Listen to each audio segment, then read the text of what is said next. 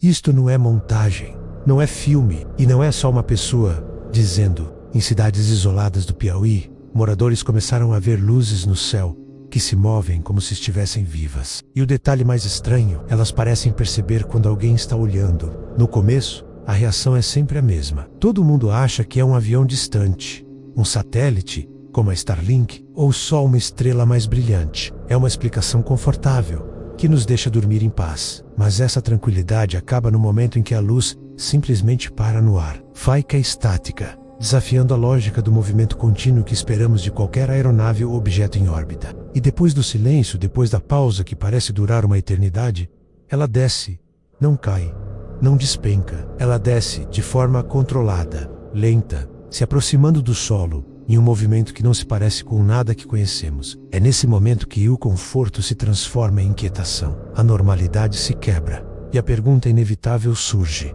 o que diabos é aquilo? A partir daí, o estranho só escala. As testemunhas, pessoas comuns, agricultores, moradores locais, descrevem um comportamento que desafia as leis da física que aprendemos na escola. A luz muda de direção instantaneamente, fazendo curvas de 90 graus sem reduzir a velocidade, sem fazer o arco que qualquer objeto físico faria. Um movimento em L seco e preciso. Ela não pisca como um avião. E o mais perturbador de tudo, ela não faz absolutamente nenhum barulho. Nem um zumbido, nem um som de motor, nem o deslocamento de ar. Um silêncio total, antinatural, que acompanha um objeto se movendo a alta velocidade. E a coisa fica ainda mais bizarra quando alguém tenta registrar. No momento em que um celular é apontado para o céu, a luz se apaga, a desaparece, como se soubesse que está sendo observada, que está sendo filmada. E quando a pessoa, frustrada, guarda o celular no bolso, ela volta a acender no mesmo lugar. É uma interação direta,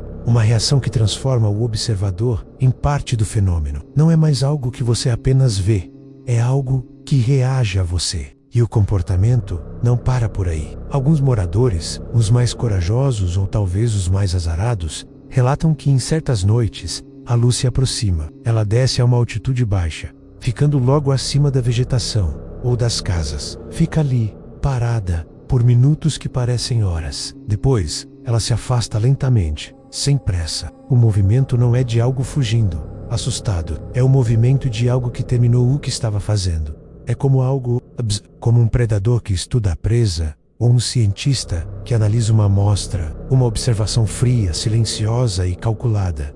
Esse detalhe muda tudo.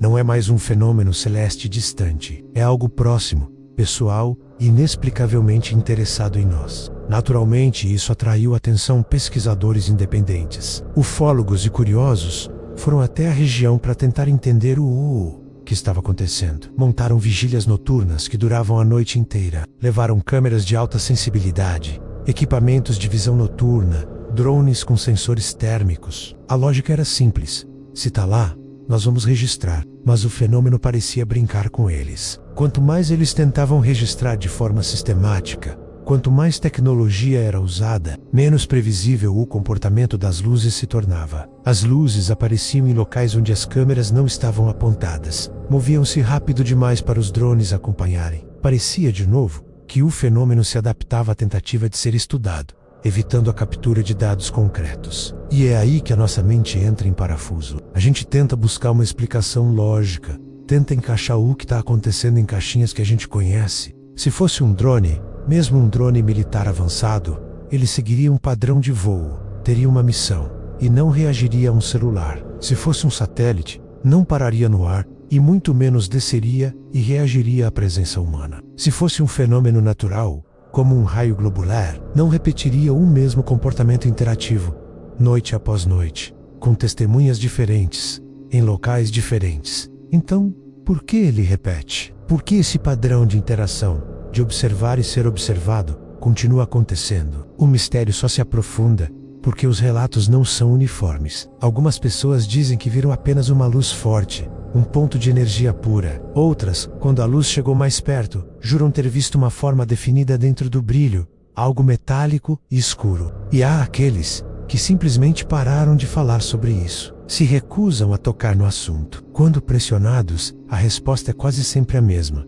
dita em voz baixa, quase um sussurro. Depois daquela noite, eu não quis mais olhar para o céu. Essa frase carrega um peso enorme. O que alguém pode ver no céu, que o faz ter medo de olhar para cima de novo? No final, talvez tudo isso seja explicável um dia. Talvez seja uma combinação de fatores, um fenômeno atmosférico raro somado à psicologia humana. Talvez não seja nada, mas mesmo que a gente tente racionalizar, fica a pergunta que ninguém consegue responder. Por que isso só parece acontecer quando alguém está olhando?